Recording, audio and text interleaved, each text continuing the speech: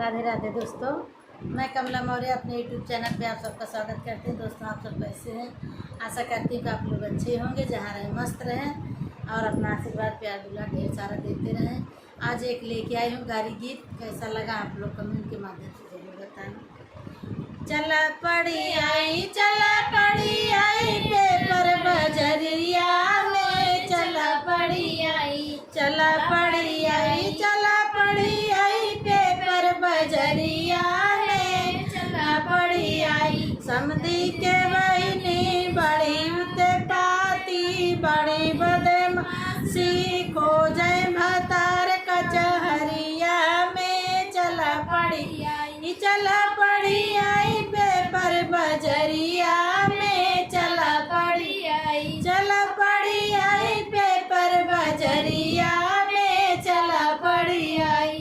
भसरू के बहिनी बड़ी उत्पाती, बड़ी बदमाशी खोजे भतार कचहरिया में, चला पड़ी आई पेपर बजरिया में, चला पड़ी आई पेपर बजरिया में, चला पड़ी आई। दुल्हा के बहिनी बड़ी उत्पाती, बड़ी बदमाशी खोजे भतार कचहरिया में, चला पड़ी आई पेपर बजरिया में, चला पड़ी आई